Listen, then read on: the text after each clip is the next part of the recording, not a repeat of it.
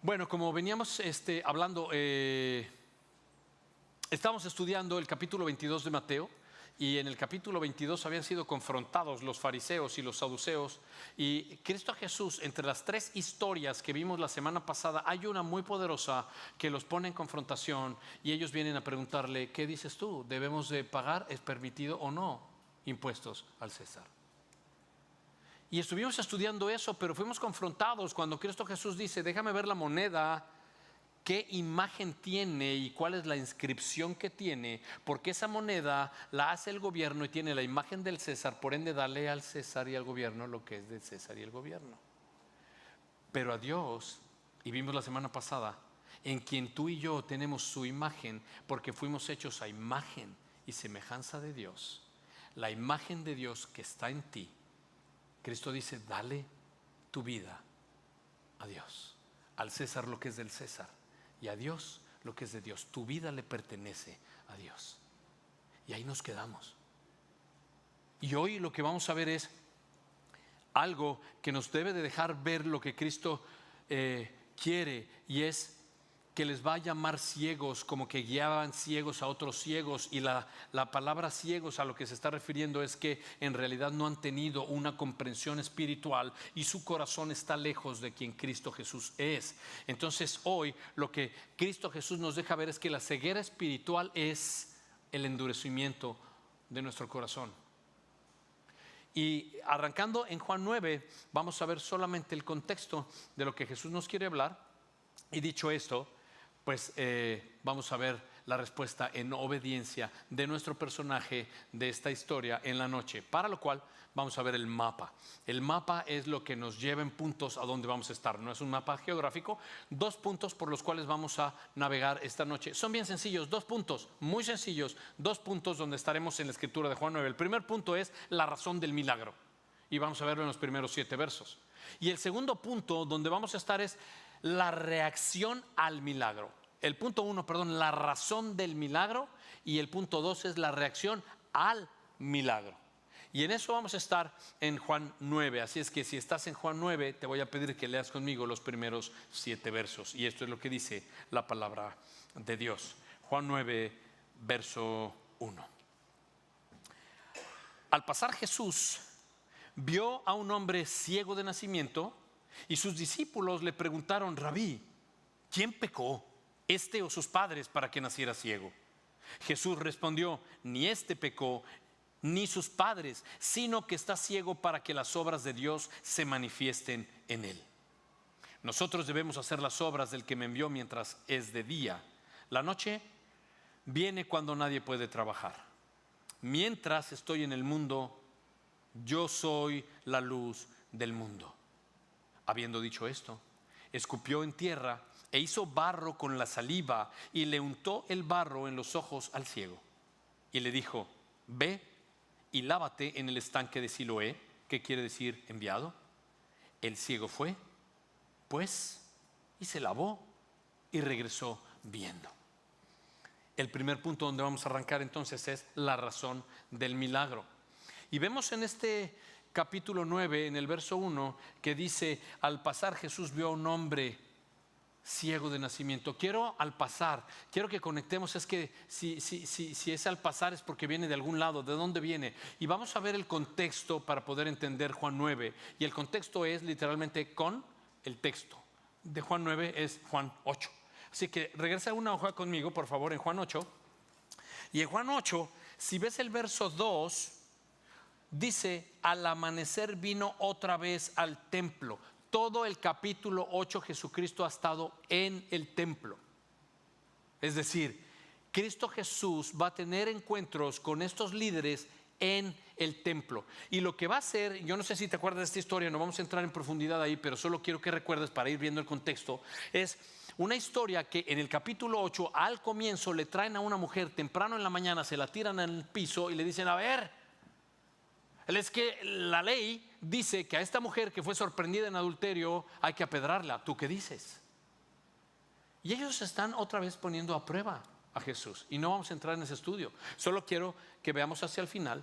Cristo Jesús le dijo: bien, la ley decía que había que apedrearla, y él dice: el que esté libre de culpa que arroje la primera piedra. Y dice la escritura que ellos fueron soltando la piedra uno tras otro de los líderes y empezaron a irse. Y se fueron y Cristo Jesús se agachó y le dijo a la mujer: ¿dónde están los que te condenaban?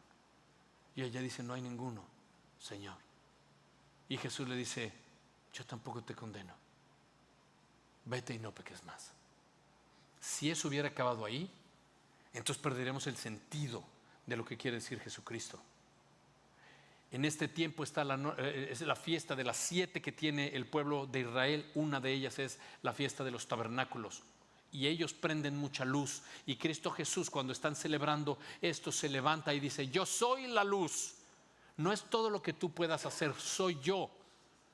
De hecho, cuando Cristo Jesús le dice a ella: vete y no peques más, mira por favor en Juan 8 lo que dice el verso 12. Jesús habló otra vez diciendo: yo soy la luz del mundo. Por favor, lee lo que sigue. El que me sigue no andará en tinieblas, sino que tendrá la luz de la vida. Cristo Jesús lo que está diciendo a esta mujer es: vete y no peques más. Lo que está dando la oportunidad de que ella se arrepienta. Y Cristo la exhorta: ya no sigas viviendo como has vivido. Deja las cosas que hacías. Sígueme, porque el que me sigue, siendo yo la luz del mundo, ya no andará en tinieblas, sino que tendrá la luz de la vida.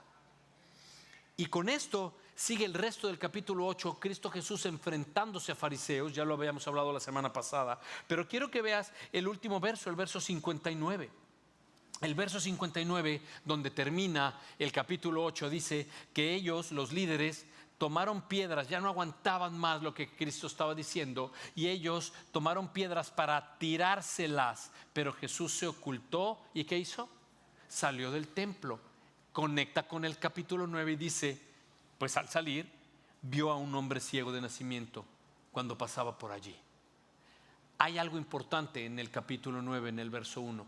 No es que vio a un ciego, es que este ciego es algo especial.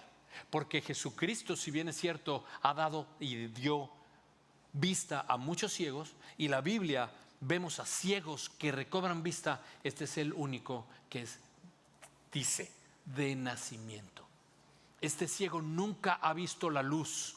Este ciego nunca ha tenido la oportunidad de ver un árbol, de ver una flor, de ver una persona. Este ciego no ha visto nunca en su vida, y hoy se va a enfrentar a aquel que le va a dar luz a su vida, que es Jesús. Y entonces lo que tú puedes ver es que se lo encuentra.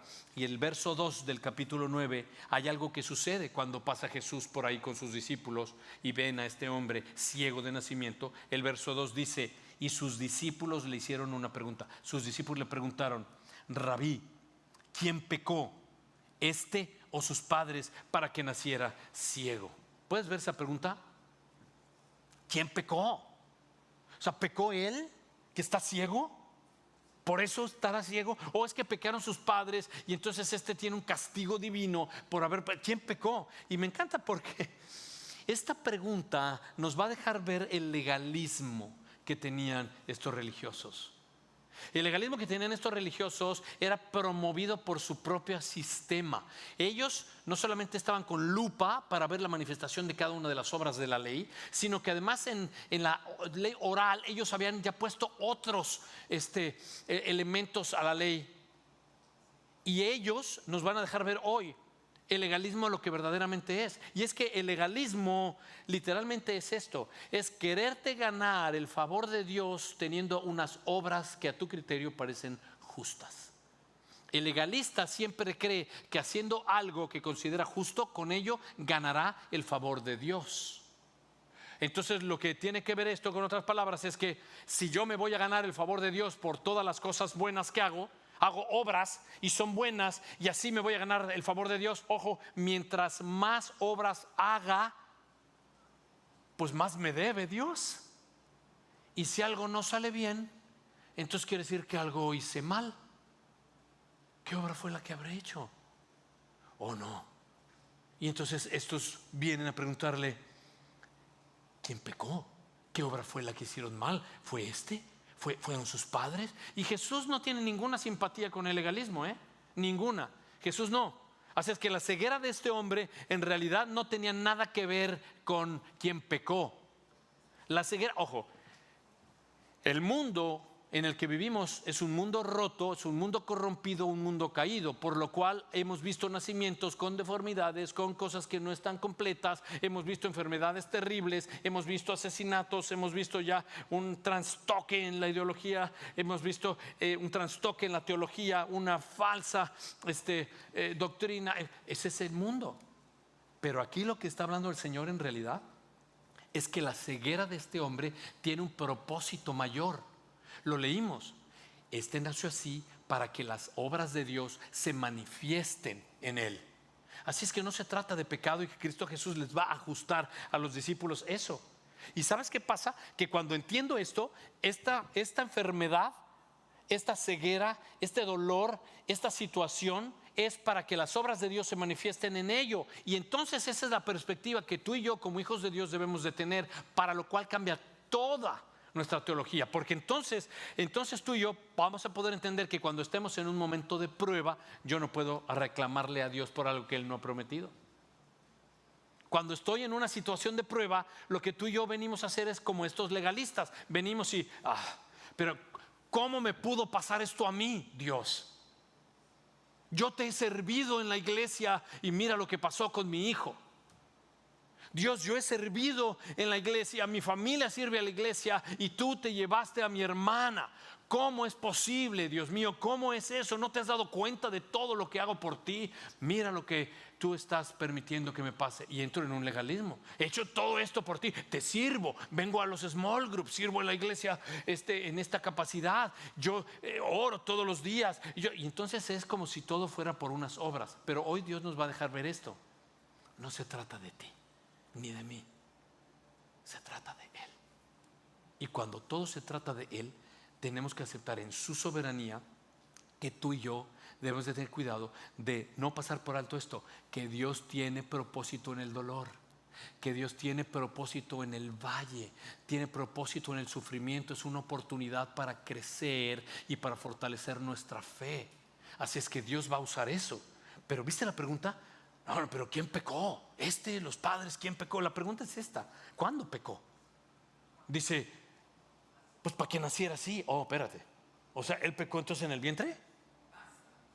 O sea, si él nació así, él pecó. ¿Y dónde pecó? Pues tiene que haber sido en la panza de la mamá.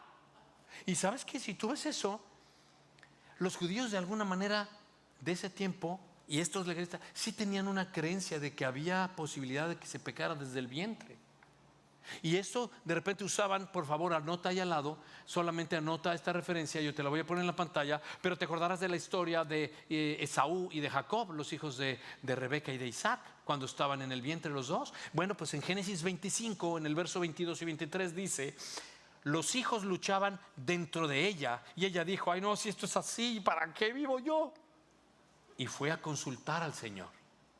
Y el Señor le dijo: dos naciones hay dentro de tu seno, dos pueblos se van a dividir en tus entrañas. Un pueblo será más fuerte que el otro y el mayor servirá al menor. Es que los rabinos como que descolocan esto y lo usan aferrado a esta situación. Y entonces ellos creen que desde el vientre se puede pecar. Oh sí. Y ellos lo están viendo así, pero la realidad es que hay mucha gente que pregunta, pero ¿y Dios? ¿Y qué me pasó a mí así? ¿Será que yo estaba embarazada y cometí este pecado y por eso mi hijo nació de esta manera?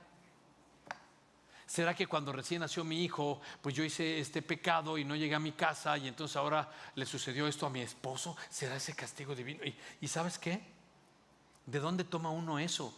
Yo he oído a mucha gente que dice conocer del Señor, pero toma textos fuera de contexto como un pretexto para hacerle decir a la Escritura lo que quieren que diga. Y te voy a poner un ejemplo de dónde toman estas cosas. Por ejemplo, no sé si has visto, pero en Éxodo capítulo 20, en el verso 5, no lo tienes en la pantalla, lo voy a leer. Dice: yo, el Señor tu Dios, soy Dios celoso que castigo la iniquidad de los padres sobre los hijos hasta la tercera, cuarta generación de los que me aborrecen. Así es que entonces hay gente que enseña: oye, si tu padre pecó, tú heredas ese pecado. Si peca tu abuelo o tu tatarabuelo, claro, tú heredas esto. Esto se pasa, dice aquí, de tercera hasta cuarta generación. Y, oye, no, pon atención a esto. ¿Es acaso esto lo que está diciendo Dios? No. Están tomando fuera de contexto el capítulo 20 en el verso 5, pero yo quiero traerte y reconectarte con el contexto de la escritura. Éxodo 20 es la parte donde Dios da los mandatos o mandamientos o 10 palabras a través de Moisés a su pueblo.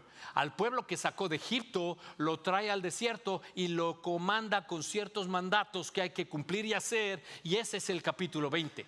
Entonces Dios dice: tú estabas esclavo del faraón, clamaste y yo te oí y te rescaté porque lo he prometido desde Abraham y tú serás mi pueblo. Ahora, yo quiero que tú cumplas y quiero cuidarte y protegerte.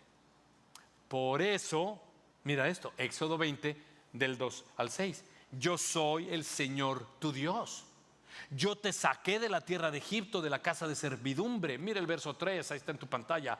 No tendrás otros dioses delante de mí. ¿Por qué? Porque te estoy diciendo, yo te saqué, tú estabas desesperado, clamaste y yo había prometido rescatarte porque soy tu Dios. Y dice: no tengas otro Dios delante de mí. Mira el verso 4. No te vas a hacer ningún ídolo, ni semejante a alguna cosa de lo que está arriba en el cielo, ni abajo en la tierra, ni en las aguas debajo de la tierra. O sea, no tengas ninguna figura, no tengas ningún santito de yeso, no tengas ninguna imagen, la imaginería, no te claves en eso, no seas idólatra, no pienses en los astros, no es el zodiaco, cuidado con Walter Mercado, no es esta idea de poder, el horóscopo es el que va, no, estoy en serio. Dios dice: no te hagas ídolo ni semejanza a eso con esto, ni debajo de la tierra ni en el agua. No es Zeus, no es el Dios de los mares, no, yo soy tu Dios. Y dice el verso 5: no los adores y no los sirvas. ¿Por qué? Dios sabe, el día que lo hagas van a alejar tu corazón de mí. Y dice Dios en el verso 5: porque yo soy el Señor tu Dios, Dios celoso, que castigo la iniquidad de los padres sobre los hijos hasta la tercera y cuarta generación. Y válgame, esto es como diciendo, y las que vengan, o sea, ni las cuentes. Soy Dios de toda creación. Esta generación y la otra y la otra y la otra y la otra y la otra y la otra y la otra. Pero me encanta, mira lo que dice: de los padres a los hijos hasta la tercera y cuarta generación. ¿Puedes ver lo que dice ahí? De los que me ¿qué? De los que me aborrecen. Y muestro misericordia, mira su bondad. Y muestro misericordia a millares, a los que me aman y guardan mis mandamientos. Entonces, ¿sabes qué? Lo que Dios está diciendo es: el problema está en que los que me aborrecen están lejos de mí. Yo sí voy a castigar la iniquidad del que me da la espalda. Yo sí voy a tratar con el que se revela a mi voluntad. Yo sí voy a tratar con el que transgrede y viola los preceptos y mandatos que yo he dado. Yo sí voy a tratar con el que quiere vivir en impiedad. Yo sí voy a tratar con el que quiere vivir en maldad. Yo voy a visitarlos y voy a no permitir nunca la maldad en esta generación o en la otra o en la otra o en la otra. Dios dice: yo soy un Dios eterno. Ahora me encanta porque nunca vas a oír decir a Dios: ay, ok, pues entonces peca. Nunca vas a oír a Dios decir: ¿sabes qué? Ok, ya no voy a hacer nada más.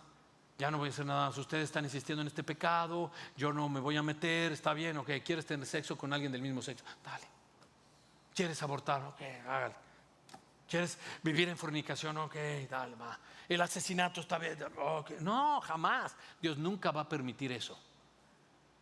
No va a permitir la injusticia que se contradice con el justo nombre del que es soberano y Dios de toda creación. Dios nunca va a cambiar sus mandatos. Dios nunca va a cambiar. Y nunca va a cambiar sus mandatos para que estés cómodo y a gusto. Ese no es nuestro Dios. Dios dice: yo voy a seguir siendo el mismo. Yo soy el mismo ayer, hoy y siempre. Soy santo, santo, santo, el que fue, el que es y el que vendrá. Ese soy yo. Yo sostengo lo que digo, yo siempre cumplo. Yo nunca te dejaré ni te abandonaré. Pero eso sí, soy juez, justo y soberano. Y yo no voy a permitir que esta generación, la tercera, la cuarta, la que sea, se burle de mí. Oh, wow, ahí sí cambia. Entonces cuando tú ves esto, Dios dice: eso te lo digo a pesar del gobierno, lo que diga tu corazón, a pesar de que seas quien seas, Juan Camaney, el que quieras. yo no voy a permitir que violen y transgredan mi mandato. Ahora, en resumen, es como si Dios dijera: yo no me voy a dar por vencido, yo no me voy a rendir. Y Dios dice: yo voy a refutar, a exhortar, a castigar, y todo aquel que se rebela contra mí tiene que pagar. Dice la Biblia: porque todos pecamos, estamos destituidos de su gloria.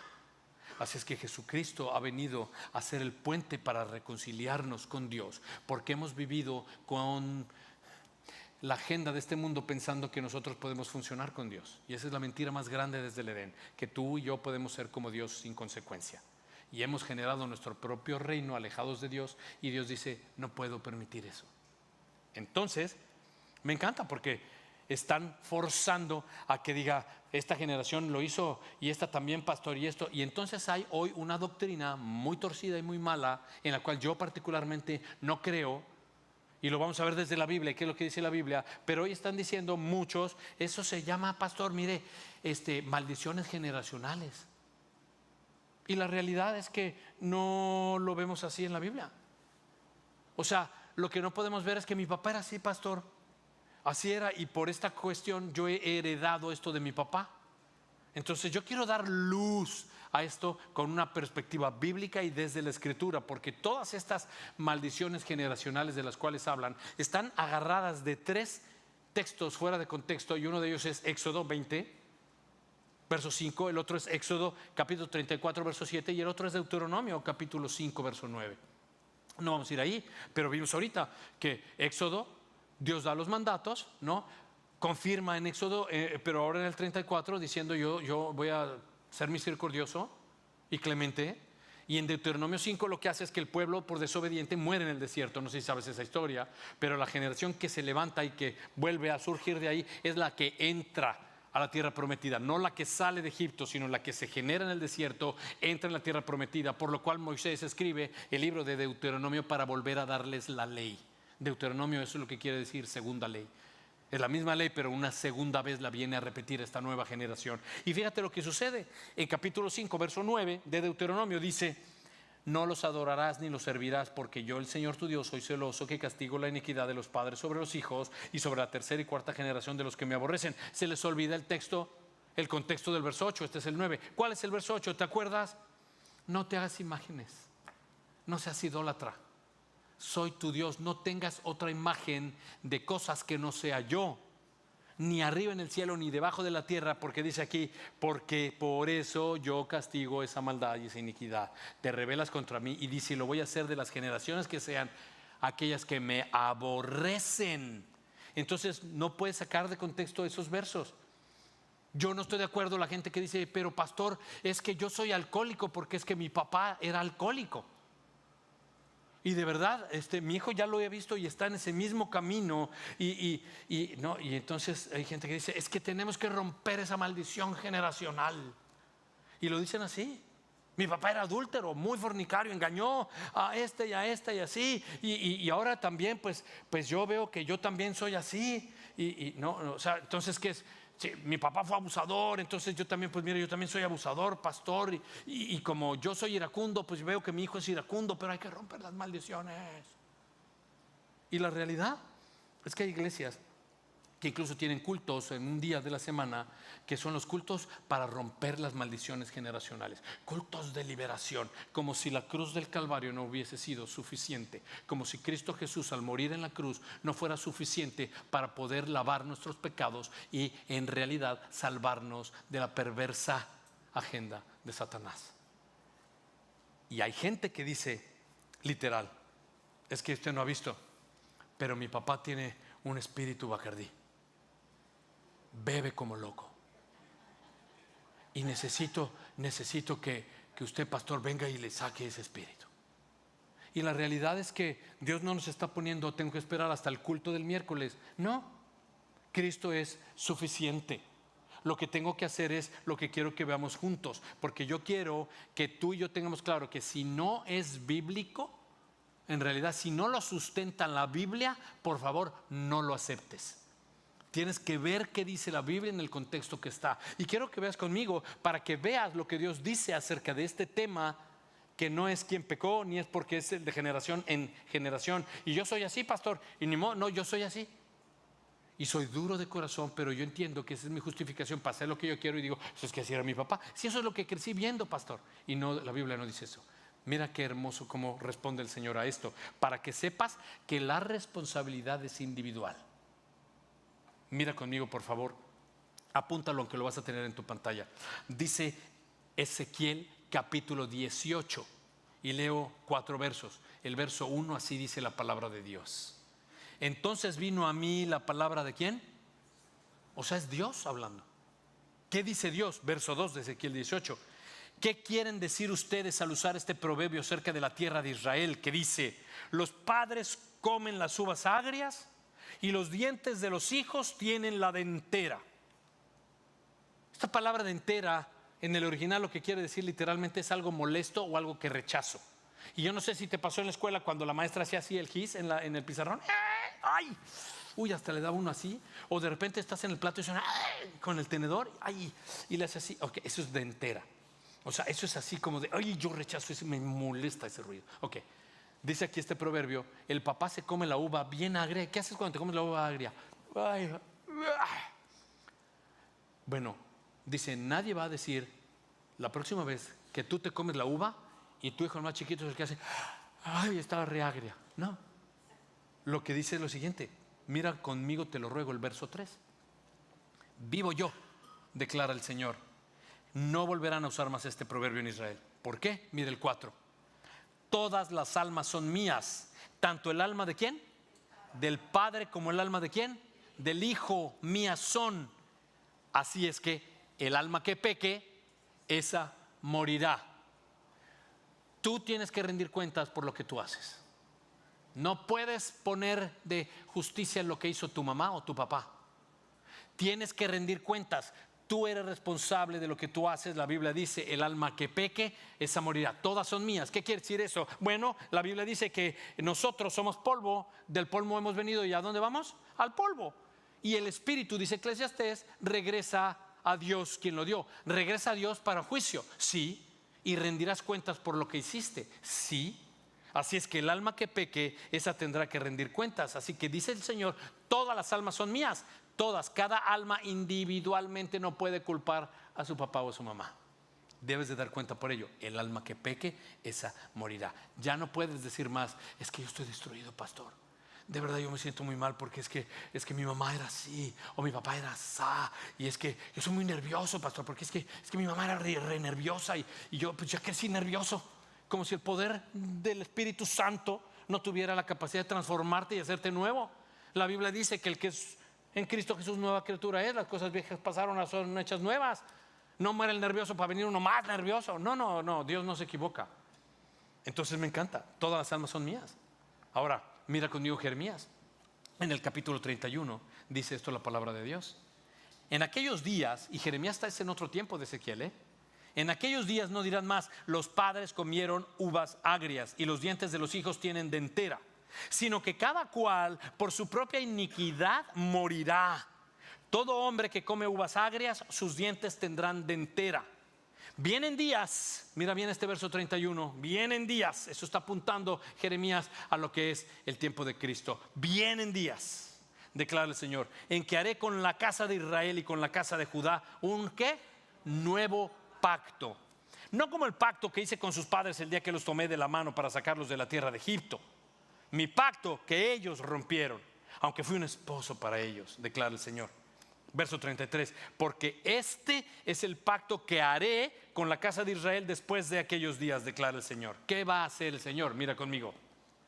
Pondré mi ley dentro de ellos y sobre sus corazones la escribiré. Entonces yo seré su Dios y ellos serán mi pueblo. Cosa que no van a tener excusa. Ya sabes quién es Dios y en tu corazón y tu conciencia sabes que existe alguien más grande que tú. Verso 34, no tendrán que enseñar más cada uno a su prójimo y cada cual a su hermano diciéndole, ¿conoce al Señor? No, todos me conocerán. Desde el más pequeño de ellos hasta el más grande, declara el Señor. Pues fíjate lo que hace, perdonaré su maldad y no recordaré más su pecado. Dios quiere eso para ti y para mí hoy. Que no responsabilicemos a ninguna generación, ni herencia, ni maldiciones de nada. Dios quiere que sepas que tu alma le pertenece y si has pecado, Él tiene poder para perdonarte. No necesitas esperar a nadie más, solo ven a Él. Y esto lo viene a confirmar Jesucristo. Esta porción de Jeremías 31, Cristo Jesús la confirma en Mateo 26. Pronto llegaremos ahí, pero mira lo que dice Mateo 26, verso 26 al 28. Mientras comían, Jesús tomó pan y habiéndolo bendecido, lo partió y dándolo a los discípulos le dijo: toman y comen, este es mi cuerpo.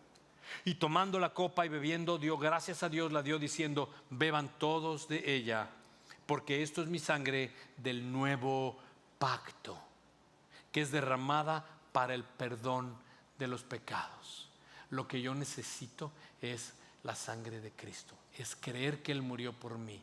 No necesito ningún otro poder de nadie, ni esperar las noches de yo no sé qué. Necesito rendirme hoy mismo a la cruz y sabiendo que Cristo hizo esto por mí, bajar la guardia y decirle: perdóname. Mira lo que dice Isaías 44, no lo tienes en la pantalla.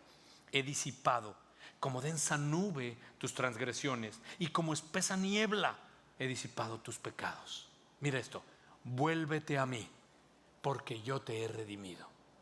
Así es que Jesús entrega su vida y el Espíritu Santo viene como garantía a vivir en nosotros para hacer una nueva creación, para vivir una vida nueva, en santidad, dignos de Él, sabiendo a quién pertenecemos. Y la realidad es que nos ha liberado. Y tú puedes decir: ¿de qué nos liberó, pastor? Del mugrero en el que vivimos. Cristo Jesús dice que el diablo es quien opera esta agenda del mundo, y este mundo en realidad nos ha destruido, por lo cual Cristo vino a liberarnos de las obras del diablo en nuestra vida. Así que somos los más perdonados y redimidos, tú y yo. La sangre de Cristo ha sido suficiente para transformar nuestra vida. Y volviendo entonces a Juan 2, podrás ver que cuando pregunta quién pecó, o sus padres, y Cristo Jesús responde algo espectacular. En el verso 3 dice: no pecó ni sus padres, ya estoy en Juan 9, verso 3, sino que él está ciego para que las obras de Dios se manifiesten en él. Verso 4, nosotros debemos hacer las obras del que me envió mientras sea de día, porque es que la noche viene cuando ya nadie puede trabajar. El problema entonces en la historia de nuestro personaje de hoy, el ciego de nacimiento, no es una historia de pecado. Es una historia para ministrar oportunidad para que las obras de Dios se manifiesten en él. Y eso lo vamos a ver en un momento, porque Dios va a ocupar la transformación de este ciego para que los ciegos espirituales de los líderes puedan ver las obras de Dios y crean en el único que ha dicho la Biblia que es capaz de dar vista a un ciego. Así que viene a que tú y yo lo conozcamos para que se manifieste su poder. Y quiero rápidamente mostrarte, todavía no la van a poner, pero es una foto de una persona que en realidad estaba pasando mucho trabajo con lo que le había pasado a él y reclamó a Dios, y Dios le habló de una manera muy clara.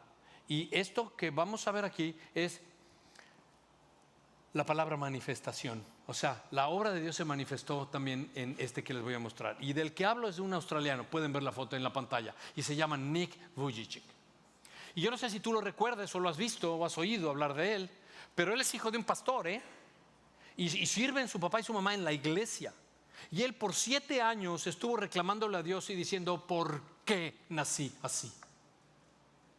¿Por qué no ha sido justo con mi familia? Si mi papá sirve como pastor y mi mamá sirve en la iglesia y yo nací así, eso no es justo.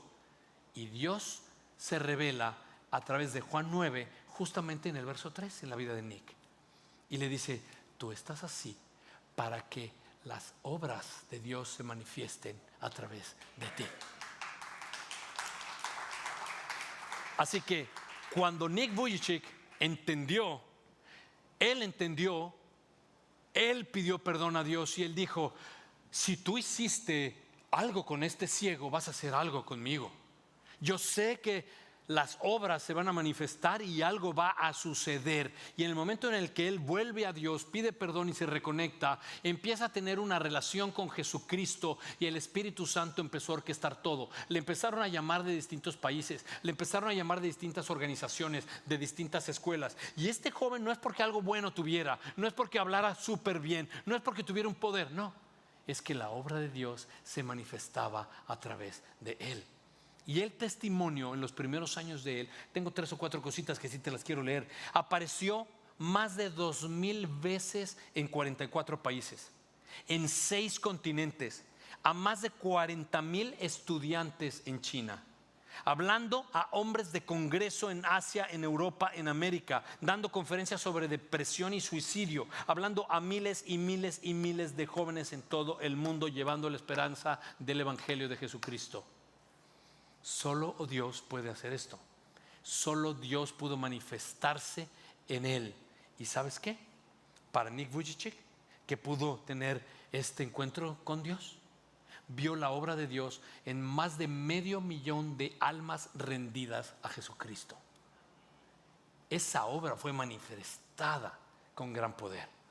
Entonces, el libro de Hechos nos habla del Espíritu Santo, cómo se manifiesta con poder. Así dice Jesús: no te vayas hasta que el Espíritu Santo te invista de poder y entonces seas mi testigo en Jerusalén, Judea, Samaria y hasta lo último de la tierra. Tú y yo con el Espíritu Santo es que podemos ver las manifestaciones de Dios a través de nosotros para que le dé gloria a los que ven a Jesús en nuestra vida. Entonces se manifiesta. Me encanta, para que las obras de Dios se manifiesten en él. Si eres de los que toman nota, la palabra manifestar, subráyala en tu Biblia. Manifestar ahí, o se manifiesten. Y o escribe a un lado, es la palabra en griego phanereo. Y esta palabra phanereo en griego lo que quiere decir, que es de manifestarse, es hacer real y visible, o dar a conocer algo enseñando. Entonces es para que las obras de Dios sean claras, reales y visibles, enseñando quién es Dios. Los demás pueden conocer a Dios a través de lo que te está pasando a ti. Por eso cuando estamos en dolor y en sufrimiento, Dios se va a manifestar para que los demás puedan ver cómo el cristiano maneja el cáncer, cómo el cristiano maneja el accidente, cómo el cristiano maneja el que se quedó sin trabajo, cómo el cristiano maneja... Ponle nombre. La realidad es que el Espíritu de Dios va a hacerlo. Ahora yo te pregunto esto entonces hoy a ti: ¿qué hay hoy en tu vida que muestre y diga a la gente que perteneces a Jesús? ¿De qué manera hoy las obras de Dios se manifiestan en tu vida? ¿Cómo estás dando a conocer a Dios? ¿En dónde? ¿De qué manera Dios se manifiesta a través de ti? ¿Y cuál es el fruto de la relación que tú tienes con Cristo? No importa lo que estés pasando, Dios tiene poder y se va a manifestar a través de ti para que vean que hay un Dios. Ahora, seguimos, Juan 6, pero Juan capítulo 9, verso 6. Habiendo dicho esto, Jesús escupió en la tierra e hizo, digamos, una pastita, hizo barro con la saliva y le untó el barro en los ojos al ciego y le dijo: ve y lávate en el estanque de Siloé, que quiere decir enviado. El ciego fue, pues, y se lavó y regresó viendo. ¿Viste lo que está pasando? O sea, estas obras son para que el poder de Dios se manifieste en este ciego. Así que Jesucristo coge un poco de tierra, perdóname, una pastita, un ojo al ciego, otro ojo al ciego, y le dice: ve al estanque de Siloé y lávate. Eso es todo lo que dice. El ciego no está entendiendo.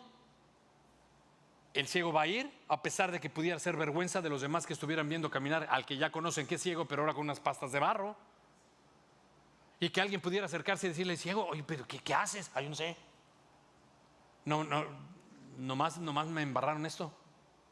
Ahora, lo interesante es que lo manda, pero Cristo Jesús lo manda porque sabe que lo que le ha dado como mandato lo va a poder llevar a cabo. ¿Sabías que Dios no te va a dar nada que tú no puedas cargar? Dios no te va a poner en una situación que tú no puedes soportar. Dios no te va a dar cosas que tú vas a confundirte. Eso no lo va a hacer Dios. No. El lodo, mi hermano, no tenía ninguna propiedad mineral maravillosa y milagrosa. No. O sea, la realidad es que las aguas del estanque de Siloé no tenían ningún poder. Si no, estarían tan llenas como el estanque de Bethesda. No. Le dice, ve a Siloé y lávate. Me encanta. Siloé, ¿qué quiere decir enviado? Y quien lo envía es el que es enviado, que es el Mesías. Y lo envía. Entonces, lo mejor es que la fe es lo que este ciego pone en acción para que el poder de Dios se manifieste en él. Lo que hace aquí realmente que tenga vista es que él creyó en Jesús. Y fue. Eso es todo lo que él dice. Yo fui, me lavé y regresé viendo. Ahora, la realidad es esta. Dios nos muestra 10 mandamientos y Jesucristo resume los 10 en 2. Ama a Dios con todo tu corazón, mente y fuerza. Y el segundo es este: ama a tu prójimo como a ti mismo. Y no quiero. Ama a tu prójimo como a ti mismo. ¿Por qué? Perdónalo. Que venga él a pedirme perdóname. Ten compasión. ¿O no? El ciego no ve. Le dice, ve y lávate. Y él fue y regresó viendo. Y a mí me dice, ama a tu prójimo. Y no quiero. La razón del ciego de haber aceptado que le pusieran eso es porque todo ciego tiene la esperanza de ¿qué cosa? De ver. Es decir, el ciego lo que reconoce es su necesidad. Yo tengo que reconocer mi necesidad de Cristo, pero tengo que reconocer que mi hermano o mi hermana tienen necesidad del amor de Cristo, y a lo mejor es el poder de Dios manifestado en mí para que mi hermano o mi hermana vean el amor de Jesús y así se conviertan. Y yo digo, no quiero. Entonces, la verdad es que la obediencia tiene mucho que ver. Ese es el título de nuestro mensaje, la recompensa de la obediencia. ¿Y sabes qué? A veces no queremos. Ahora, no vemos al ciego que está diciendo el Señor un solo mandato: ve al estanque y lávate. Yo no vi, cuando lo leí mucho el capítulo, no vi que el ciego dijera, Señor, mira, gracias. La verdad es que me quiero quedar todavía limosneando sábado y domingo para tener un tantito más. Yo no vi al ciego decir, Señor, ¿sabes qué? Híjole, quiero estar con mi familia estos días. ¿Será que puedo ir yo al miércoles? Yo no vi al ciego que dijera, ay, mira, la verdad es que si yo voy al estanque, ¿qué va a pasar? Me gustaría que me explique, Señor. O sea, me gustaría ir al estanque. Voy al estanque, me sumerjo. ¿Cómo me sumerjo? ¿De pie me sumerjo? ¿O me tengo que ir de lado? ¿Cómo me debo de sumergir? ¿O me agacho? ¿Cuántas veces me agacho? Ok, voy y me lavo, pero perdónenme, cuando salga del estanque, ¿qué hago? O sea, ¿cómo reacciono? Entonces, todo el tiempo estamos así con el Señor. Y esto es la realidad. Nosotros le ponemos excusas, condiciones y situaciones a nuestro Dios. Ajá, Dios, ¿quieres que haga esto? ¿Pero por qué? Que perdone a mi hermano, ¿pero por qué? O sea, ¿quieres que yo vaya y entonces tenga compasión? Señor, ¿y qué pasa si me responden de otra manera? Okay, y estamos poniendo excusas. Aquí el ciego fue obediente. Hay obediencia, hay recompensa. Y la realidad es que él no puso ningún pero. Tenía necesidad. El Señor le dice, ve, lávate, y él regresó viendo. Mira conmigo, cosas que son el job description. O sea, lo que demuestra la descripción del trabajo de Cristo el Mesías en el Antiguo Testamento. Mira conmigo, lo tienes en tu pantalla. Salmo 146, verso 8. El Señor abre los ojos a los ciegos, el Señor levanta a los caídos, el Señor ama a los justos. Mira Isaías 29, verso 18 y 19. En aquel día los sordos oirán las palabras de un libro, y desde la oscuridad, las tinieblas, los ojos de los ciegos verán. Verso 19. Los afligidos aumentarán también su alegría en el Señor, y los necesitados de la humanidad se regocijarán en el Santo de Israel. Isaías 42 dice, para que abras los ojos a los ciegos, para que saques de la cárcel a los presos, de la prisión a los que moran en tinieblas. Ese es el job description del Mesías. Pero mira lo que dice el libro de Hechos, es impresionante. Está hablando de Jesús, es decir, del Cristo, para que les abras sus ojos a fin de que se conviertan de las tinieblas a la luz. Jesucristo primero se va a acercar a este ciego y le va a dar sanidad a su vista, y después le va a dar sanidad a su alma. El Señor dice aquí que quizá tú aquí ves, pero con tu alma estás duro y todavía espiritualmente no.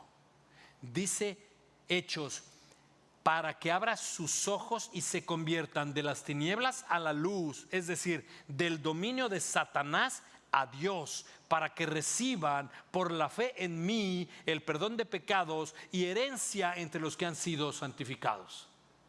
Así que el Señor dice, yo quiero abrirte los ojos porque sé que estás cautivo y duro, porque estás viviendo en oscuridad, pero quiero pasarte de este mundo oscuro a un mundo de luz y de gozo y de plenitud, para que tú creas en mí, aquel que hice esto, y creyendo en mí tengas vida eterna. Lo cual, es decir, Dios nos pasa de muerte a vida. Y la razón fue nuestro primer punto. El segundo es bien cortito y vamos hacia el fin, pero el primer punto era la razón del milagro. ¿Cuál es la razón del milagro? Que las obras de Dios se manifiesten en el ciego o en nosotros, que pueda realmente entender que Dios quiere que me vuelva a Él para que sean abiertos mis ojos espirituales y pueda tener vida y vida en abundancia. Ahora mira la reacción al milagro. Y voy a leer los últimos versos, que son varios, pero lo quiero leer, no vamos a entrar ya ahí, nada más la lectura, desde el verso 8 y lee conmigo hasta el fin del capítulo. Y dice el verso 8, entonces vamos a ver la reacción de los vecinos, vamos a ver la reacción de los papás del ciego, vamos a ver la reacción del ciego, vamos a ver la reacción de los fariseos. Y dicen aquí entonces los vecinos, verso 8, y los que antes habían visto que era mendigo, decían, ¿no es este el que se sentaba y mendigaba? ¿Él es?, decían unos. No, pero se parece a él, decían otros. Él decía, soy yo. Entonces le decían, ¿y cómo te fueron abiertos los ojos? Él respondió, el hombre que se llama Jesús hizo barro y lo untó sobre mis ojos y me dijo, ve al estanque de Siloé y lávate. Así que fui, me lavé y recibí la vista. ¿Dónde está él?, le preguntaron. Y él dijo, no lo sé. Llevaron ante los fariseos al que antes había sido ciego. O sea, los vecinos no se quedaron conformes. No. O sea, sí veo, pero no. Vamos a llevar a este cuate con los fariseos porque no sé si nos está diciendo la verdad. Y entonces el verso 13 lo llevan con los fariseos al que antes había sido ciego. Y era, dice aquí, día de reposo. Mira el coraje que traen estos fariseos atorados. Los fariseos le traen el ciego que ha recibido vista en el día de reposo. Y entonces dice, era día de reposo el día en que Jesús hizo barro y le abrió los ojos. ¿Por qué? Porque no está inscrito en la ley, pero ellos dicen que hacer barro escupiendo ya es trabajo y no puedes trabajar en día de reposo. Estos legalistas están furiosos, no porque recibió vista aquel que tanto necesitaba, sino, lo hizo cuando no se debe trabajar. Y mira lo que dice el verso 15. Por eso los fariseos volvieron también a preguntarle cómo había recibido la vista. Y él, el ex ciego, les dijo, pues me puso barro en los ojos, me lavé y veo. Por eso algunos de los fariseos decían, este hombre no viene de Dios porque no guarda el día de reposo. Pero otros decían, no, pero ¿cómo puede un hombre pecador hacer tales señales? Y había división entre ellos. O sea, uno está diciendo, este hombre no hace eso porque estaría fallando a la inscripción de Dios del día de reposo y está violando eso. No, este no puede hacer eso porque no es de Dios. Y los otros, espérate, el único que puede dar vista a los ciegos es Dios. Y están divididos. Y el verso 17 dice, entonces, ¿sabes qué?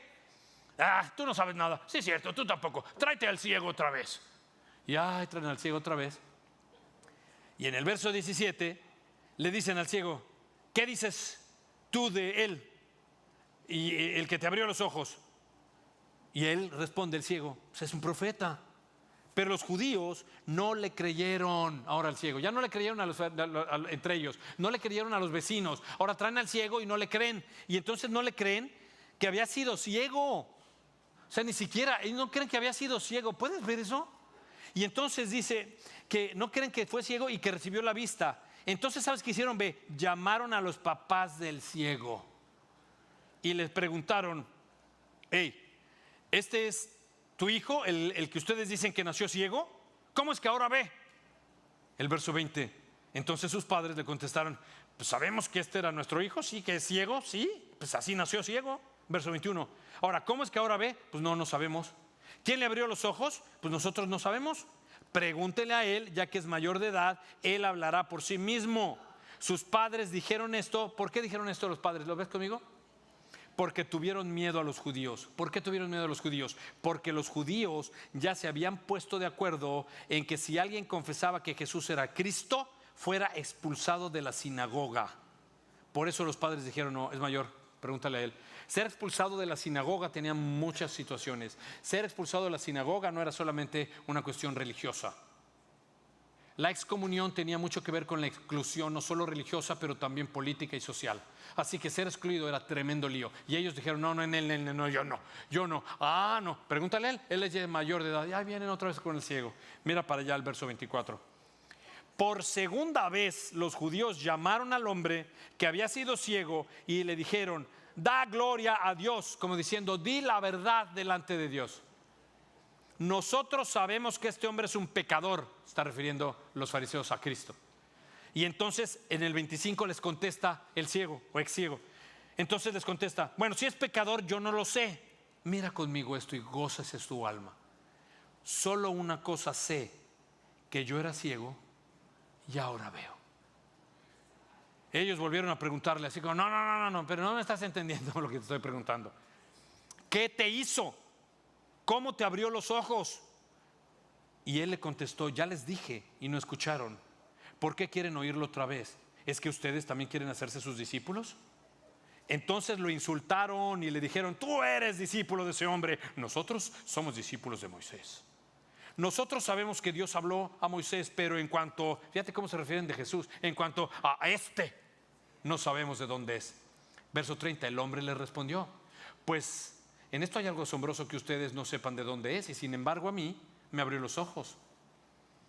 Y ellos dicen esto, sabemos que Dios no oye a los pecadores, pero si alguien teme a Dios y hace su voluntad, a este oye, como diciendo, este pecador pues no va a ser oído por Dios, por ende no es Dios. Y entonces me encanta el verso 32, dice el joven, mira, desde el principio jamás se ha oído decir que alguien abriera los ojos a un ciego de nacimiento. Si este no viene de Dios, no podría hacer nada. Así es que este joven está diciendo, este que me abrió los ojos es Dios. Yo nací ciego, yo solo sé que antes no veía y ahora veo. Y si solamente puede dar un ciego de nacimiento vista Dios, muchachos, les tengo la noticia, este es Dios. Ellos respondieron en el verso 34, fíjate esto, tú naciste enteramente en pecado y nos estás, dice aquí, tratando de enseñar a nosotros, y lo echaron fuera. ¿Fuera de dónde? De la sinagoga, excomulgado también. Jesús oyó decir que lo habían echado fuera, y ¿qué hizo Jesús? Cuando lo encontró le dijo, ¿crees tú en el Hijo de Dios? Él respondió, ¿y quién es ese para que yo crea en él? Y Jesús le dijo, pues tú lo has visto, es el que está hablando contigo, ese es. Él le dijo, pues creo, Señor, y lo adoró. Y Jesús dijo, yo vine a este mundo para juicio, para que los que no ven vean, y para que los que vean se vuelvan ciegos. Algunos de los fariseos que estaban con él oyeron esto y le dijeron, ¿acaso nosotros también somos ciegos? Jesús les dijo, si ustedes fueran ciegos no tendrían pecado, pero ahora porque dicen, vemos, su pecado permanece. Me encanta esto. El ciego de nacimiento fue excomulgado o sacado de la sinagoga. Cristo Jesús viene y ahora lo va a encontrar y le dice, ok, ya te di vista, está bien, ahora nos toca tu alma. ¿Crees en el Hijo del Hombre? ¿Y quién es? Si era un ciego. Le dice, soy yo. Y él ve el poder de haber visto. Y le dice, yo creo, Señor. Yo creo, y lo adoró. Y estos fariseos, con todo lo que acabamos de ver, cómo están duro y dale, me encanta porque dice, si ustedes fueran ciegos, o sea, tendrían la excusa de decir, como soy ciego, ni sé. Pero ya viste las manifestaciones de Dios, no tienes excusa del poder que han visto tus ojos hoy de que yo soy Dios. ¿Y sabes qué? Quiero que pongamos estos dos versos para cerrar realmente en nuestra alma y nuestro corazón. Mira conmigo Juan, pero capítulo 9, verso 11. El ciego responde, el hombre que se llama Jesús hizo barro, lo untó sobre mis ojos y me dijo, ve al estanque de Siloé y lávate. Así que yo fui, me lavé y recibí la vista. Y el verso 25 dice, el mismo hombre, bueno, si es pecador yo no lo sé, solo una cosa sé, yo era ciego y ahora veo. Mis hermanos, solo una cosa sé, que antes no veía y ahora veo. Yo solo una cosa sé, que todavía hay gente en mi vida que todavía sigue apuntándome del mugrero que yo era y de las cosas que yo hacía, como si no hubieran podido ver el poder y la gracia de Jesucristo, que un día me dijo, ve y lávate. Y yo fui y me lavé. Y